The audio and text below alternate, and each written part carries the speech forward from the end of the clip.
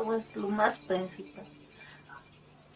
Desde aquí resulta bien lejos ir a y hay veces en el pozo, hay veces se llevan de ahí abajo, creo que se llevan agua y hay veces llegamos, no hay ni agua, vacío, hasta que ese pozo de ahí también agua, y ¿de dónde van a traer? No se puede.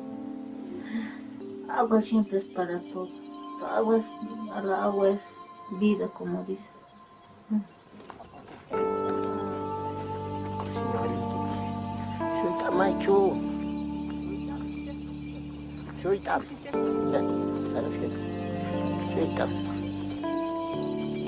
Vanessa, ya por si aquí.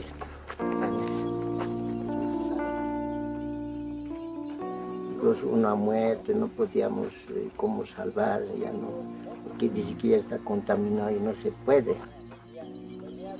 Agua para lavarnos, para tener a los aguas, para que no haya un contagioso, un contaminado, entonces para defenderse de la enfermedad. Vanessa is 8. Her brother died because, like a billion other people around the world, her family doesn't have access to safe water. Every day, her parents have to walk a mile down the cliffs of El Alto to collect water from an unreliable well. Yet they can hear the sound of rushing water from their backyard. They live just a few hundred meters from their city's main water treatment plant and can see millions of gallons just beyond the barbed wire fence.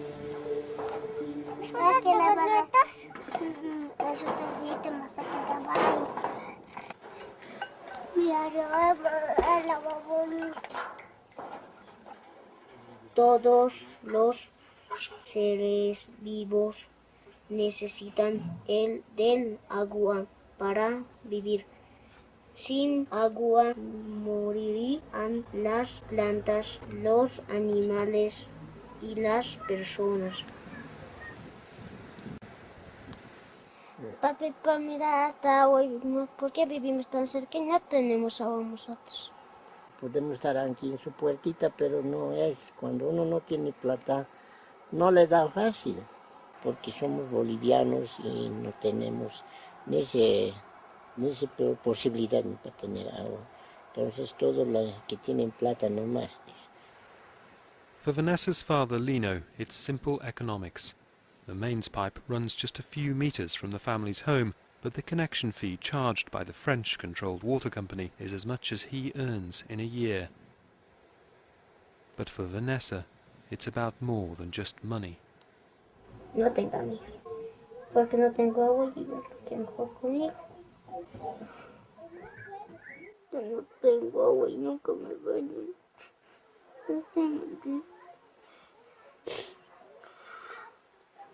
Me dicen que me cocine, que no me dan ni lavar nada. Me dicen que soy negro, por eso nadie quiere jugar conmigo. Y cuando quiero jugar con alguien, los chicos que me insultan no quieren que juegue.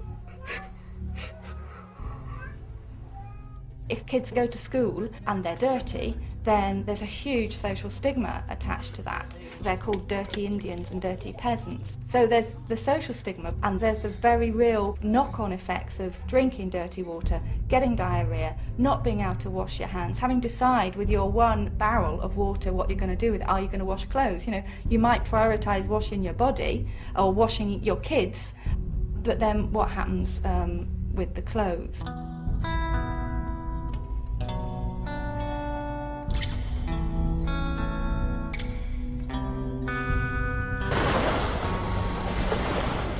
PFAS is global and it's around the world, and there's been studies, it's in human blood.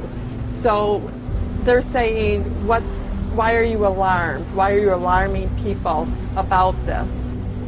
I'm very concerned with the contamination in this water and knowing that it's in the plumes underground. You know, people cook, they bathe, they drink the water. We rely on waters. I'm out here today to show what this contamination from Wert Smith Air Force Base has done to our community, and how what they did decades ago is now affecting our surface waters to the point that the chemicals are actually reinstituting themselves in their original form when they were made 40 years ago. PFAS builds up quite heavily. So it's real high concentrations.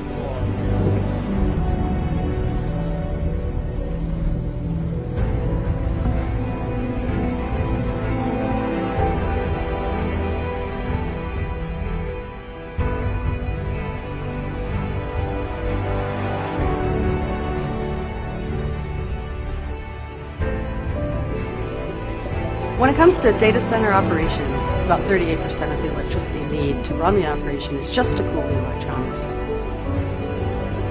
We're then coming to a crossroads where we're going to need something new, something different to help maintain and reduce that energy footprint.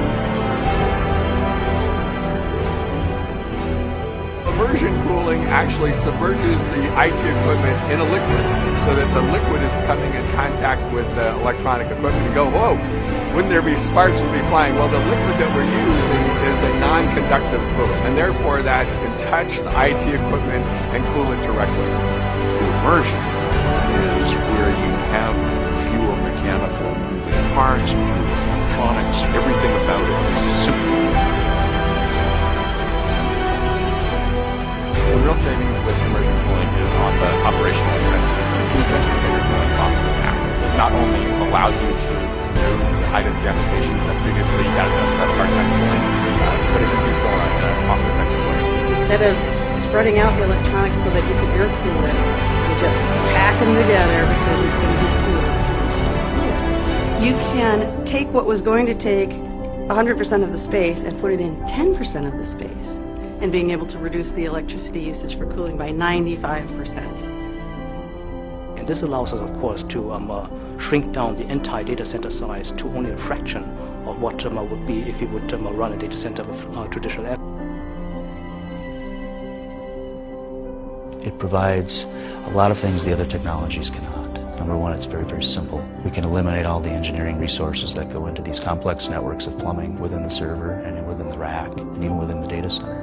You have best-in-class power density coupled with best-in-class energy efficiency and dramatically simplified design. So those things should bode well for the technology in the future. Personally, of course, it's very interesting, making potentially a big impact on the carbon footprint of data centers in the world. Not only something for our generation, but hopefully also for the next generation, so that we have more sustainable, more energy efficient data centers.